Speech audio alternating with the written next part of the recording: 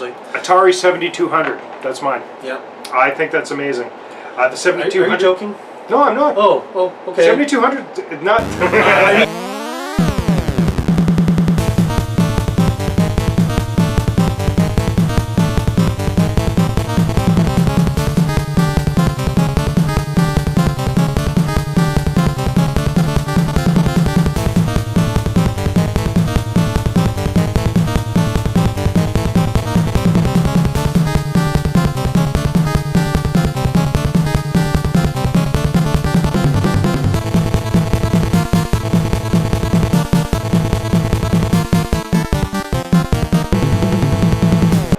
Hello YouTube, welcome to another episode of River City Pickups.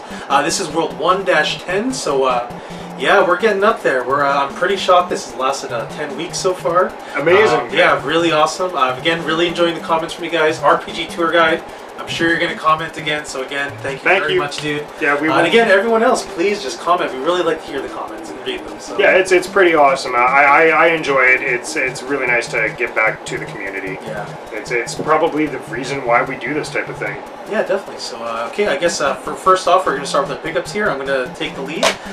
First one being, I mean, do we really need to talk about it much? Beethoven, SNES. Yeah, it is what it is. Beethoven. Yeah, Beethoven, yay. Now this one, actually, I'm very excited about. I used to love this as a kid. I never played the It's really awesome. It's just a side-scrolling shooter, a little bit like Contra-esque. Cool. Definitely not that type of gameplay, but just similar. That would be Stargate on the SNES. Again, really love it. Really enjoy it. It's a Stargate. If you like side-scrolling action games, pick it up. I would recommend that. Which is pretty cool. I mean, I watched Stargate. Like, I watched it all the time, so that was kind of cool. Like the fact that they came out with the games for that. I remember playing the PC version of the game at one point, and I liked it a lot. Yeah. So I'm interested to eventually check that out whenever I get it in my collection. It's a good one. I definitely recommend that. It will eventually happen. Okay, so let's go through the smaller parts. This is more for these are funny. I would really pick these up if I could find them. Yeah, these were more for my wife. She's really into Pokemon, so we picked them up. She got these because they were box complete. That's why the only reason she grabbed them. Only reason. But they are Game Boy Advanced videos of Pokemon. So we've got whichever one this is, and the elusive this one, and of course we have that one. And this one has Pikachu on it, so that's all you need to know. That's it. That's good enough. We got the 4 of those. That's we only paid like $5 each, and they're box complete. And they're pretty common. You do find them pretty often. I know there's like some SpongeBob ones. Yeah, I see them all the time. I never see the boxed versions of them. True. Yeah. I always see the cards kicking around all over the place. So I guess now back on the pursuit for the SNES for me. So right on there. Number right there.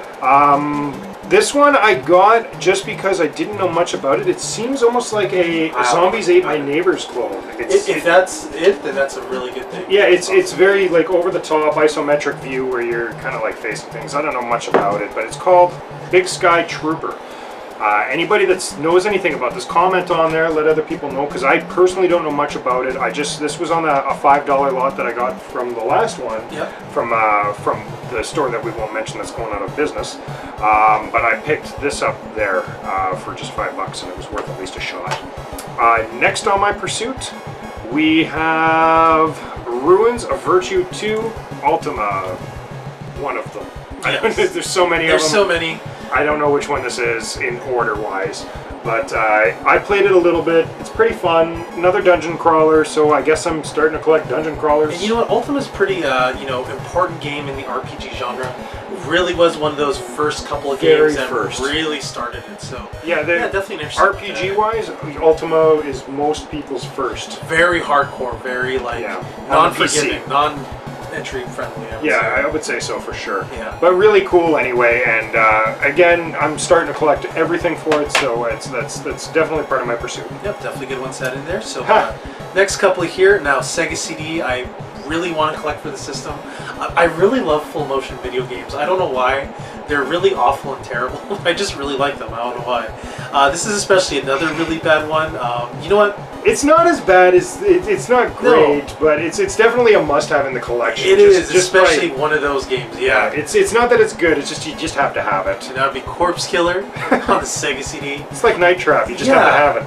But you know what though? There's two versions of this. I think there's the 32X clear version. No, but like even just for the Sega CD, I think there's like a clear plastic case version, and then this one which is like the cardboard kind of insert type deal. I don't know if you can see in there. I bought Nate the 32X CD version of it, so it's the same thing. It's just red, and I think it's got a little bit more enhanced graphics or something. Which isn't. I'm not sure how it works, but a little smoother, I think, is the idea. Pretty much. And then this next one here, I'm super surprised with this one. I don't know anything about this one. No one does. It's called Lodestar: The Legend of Tully Bodine.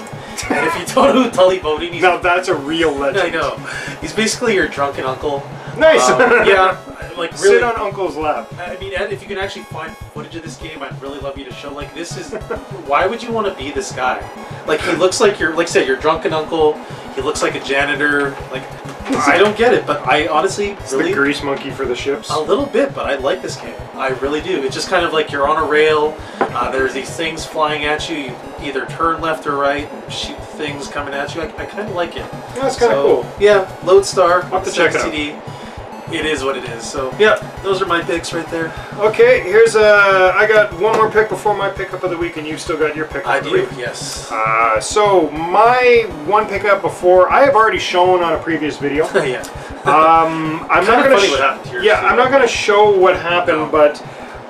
The first time I bought this, there was a little chip on the inner ring, and I didn't notice it. And you know what? That's actually a good thing you bring up, because honestly, when I pick up disc-based games, I don't even really think to look for this. Yeah, check out the inner rings of your discs, especially on things like Xbox 360, because if it isn't perfectly balanced in there, if there's a chip on it, it's more than likely going to go off balance, and the system's just going to chew the shit out of your CD, which is exactly what happened to this. And I had to go re-buy the Lost Odyssey that you've seen in a previous video. Now, I paid only $11 to get it replaced, but the original one it chewed rings throughout the whole disc. And you can see it, there's like a little part where they obviously dug into the disc a little bit. So, yeah, absolutely. Kind of shitty. And it's all because of that one little piece on the inner part of the ring. So look really at that anytime you're looking at watch out for it. If it looks like there's like a sticker part kind of sticking up a little bit on the inner ring, that's a good possibility that this will happen to you. So be careful of that and be wary. Just really watch for that. Since you first showed this off, I actually saw the Metal Jesus Rocks video you were telling me about. It actually looks really awesome. It's an old school RPG, but I described it earlier to you. The best way I can describe this game is this is the Final Fantasy game I've been looking for after part 12. Yeah, no kidding. This is like the continuation, because this is the makers of Final Fantasy. He was the one that created this game. And it does have that feel. It has a great combat system and a great timing system too that I'm not going to get too deep into. So it's just a really, really cool game, and definitely. It's what I've been looking for since I saw the Metal Jesus Rocks video. So yeah, I finally had a chance to play it. So. Okay, so now the next one here is going to be my pickup of the week. Now I'm super happy about this. You know, I'm going to stop you here. Okay. I think yours is going to overshadow mine. I think I want to take mine first. All right, cool. That works. Cool. This happened in the last video. Now this is happening in this one. Which, you know what? Opposite. Not even a bad lesser game, because you know what? I would love to have this in my phone. Yeah, and it's Xbox 360. It's the only one that I've been able to find a version of this. Collector's edition of Fallout New Vegas. Now, one thing that's really cool about this, just do a small little unboxing of it. Nothing too camera action. Oh no, that's okay. It'll be alright. But it's got a nice little art book that it comes with. So that's just white pages. It's like a graphic novel of the story, which is super cool. It comes obviously with the game. Because it's a New Vegas-based game. New Vegas-based game. It's got poker chips that are all like tops, and it's got different things that you'll see inside the game, which is super cool. And then finally, it's got a commemorative medallion. I was gonna say it looked like a Pog Slammer for a bit. It does kind of look like a Pog Slammer, but if you look at it, it's a roulette table. Oh, cool. Okay. But it's pretty cool, and it's got the making of DVD, and finally playing cards. So it's actually a really comprehensive package for what it's worth anyway. If you're a big Fallout fan, this is definitely something you want to pick up. So really happy to get that in the collection. And actually, I haven't even played the new one yet. So the Vegas, you haven't played it? I haven't played it yet. So. It's a little glitchy, but it's a lot of fun. Yeah. Well, okay, the third Fallout is pretty damn glitchy. Yeah, it is. It's just kind of something you expect from those games. So really fun, awesome really good. Yeah. It's got a nice feel to it. I like it a little bit. I don't want to say better than the third one, because the third one had such a great feeling to it that it's hard to match. So, but it is super cool, and it's at least a decent follow-up to it. So, absolutely. So, you know, that's an awesome pick of the weekend. Now, for me, now, like you mentioned, definitely something I'm very happy about. Now, this one I'm actually showing off is Ed's. Mine, I didn't feel like it's a trekking pain. It over. It really is a pain in the ass to carry this thing around. But I got mine a long time ago. He managed to get himself a decent deal on it. So. Yeah, definitely. Now, for me, I've been searching for one of these for a long ass time. Super happy about this, and that would be the Vectrix. Very sweet. GCE. Those that don't know, this is out before the Nintendo. Yep.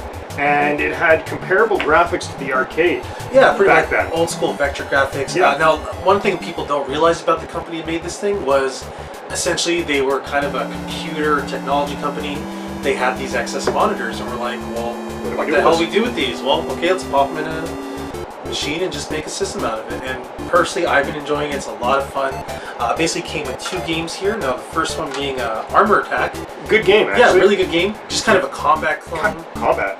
Yeah, combat. Like combat? Combat. You know. Combat. Combat. Combat. Okay, enough of that. So yeah, so like, pretty much like a combat clone. Really enjoyed it though. Pretty fun. Pretty fun, yeah. I actually really enjoyed that one too. Yeah, the only thing I'm missing is the overlays, which I guess kind of a thing. You can show, yeah, I've got a couple of them there, so. Oh, sorry, I'm gonna mess your thing up. Don't worry about it, it's okay, we'll fix it. So basically, these games came with these like overlay screens. It essentially adds color and depth to the game. If you want to call it that. Yeah. Or color. I mean, it's pretty cool. I mean, it's definitely a product of the 80s. Just really interesting piece of that. So I'm really happy I have it. And the other very game, pricey system, very pricey pieces to it. Even those overlays are going for $30 each. Something like that. So They're depending really on the game, expensive. Yeah, there's some that are $200 just for the overlays. And so. the other game that came with it is Scramble, which is kind of a Defender clone a little bit. Yeah, which is another decent game. It's not too bad. I liked it anyway. Yeah, it's good. It's surprisingly addictive. I mean, like, and also I guess also to mention this game does come with a game built in, which is basically an Asteroids clone called Mindstorm. Mindstorm, I enjoyed quite a bit actually. I played that for like 40 minutes. Oh, easily, yeah. It's a lot of fun. It's surprisingly addictive. It's a lot smoother than Asteroids, and nothing beats the Vectrix graphics. I know. It's just really just kind of a niche, like, kind of interesting, quirky thing. I really enjoy it. One thing I will mention that these monitors heat up like a motherfucker. Yes, be careful with them. I've heard issues. I think Jason was Canadian Zangief. I was telling you something about the capacitors in these things. Apparently, they do like to burn out. So if you do pick one up, don't keep it plugged in all day. Don't play very it bad constantly. idea. Yeah, just play it for a little bit, 40 minutes here and there. Turn it off. Make sure you give it a good resting period. You should be okay. I haven't had any issues by doing that process, and I haven't played it a lot as of late. But when I first got it, I played it enough that it was like play it for 20 or 40 minutes here and there, and then put it down for a day. Pick it up again and do it again. So it is a lot of fun, super cool system, and those that don't know it exists because it was such an obscure system even back then. This is something I didn't find out about until, God, I must have been 25, 26 when I first heard about it. I think I heard about it through the Angry Video Gamer. Actually a Star Trek video, which I do want to find the Star Trek game. I did notice you do have it there, so I might want to borrow it. I might just borrow it for a little bit. But yeah, really cool system. Very happy with my Vectrix. So yeah, I'm super happy you finally got it too. So thank you. Very stoked. So well, that's it for today. This is the end of our episode. 1-10. Holy crap, 1-10. So yeah, I guess, you know, in tradition with our videos, we always like to ask people a question. And I guess for one I would have today is, what is your favorite non-Nintendo system? Non-Nintendo system. That sounds good. Yeah, non-Nintendo. I was kind of going somewhere there. Yeah, so that sounds about right. Something that isn't Nintendo. What's your favorite system? Aside from that, because Nintendo tends to dominate the market, so. Admittedly, we're kind of Nintendo fanboys, so yeah, I'm sorry about that, guys, but yeah, just kind of how it goes. A non-Nintendo related TurboGrafx 16. I would have to say the same. That's such an awesome system. Underrated. I enjoyed it as a kid. I was lucky enough to be one of the few that played it. Its downfall was advertising. Yeah. They just couldn't get out there as much as everybody else, which is too bad because honestly, great system, good graphics, sound isn't the greatest, but... Well, and the story I've heard with that is they kind of tried to do what they did in Japan with the system. Basically, they only advertise it in the major cities in Japan for the PC Engine. Now, obviously that makes sense in a small, condensed country like Japan, putting it in one large city can cover a large area. In a place like North America, No, that doesn't work at all. we're way too spread out. Yeah. There's too much spaces in between the big cities. Like, you grew up in Ontario, so maybe you heard of it being I did. advertised. I did not. I did never see it. I caught a couple commercials here and there. I wasn't too far away from Toronto, and I was kind of like close to New York / Toronto, so I kind of caught quite a few commercials when I was younger. So I was well aware of the system when I was younger. A friend had it. We knew that if we went, Radio Shack had them on display when I was a kid. Well, for me, I just showed up at my cousin's house one day, and it was just, what's this strange thing? These cards, they're games? What the hell? So, yeah, TurboGrafx. If you ever find one, pick one up. Yeah, absolutely. Yep, so that's it for today. I'm Max. I'm Ed. And remember, Don't ever put those controllers down. never down.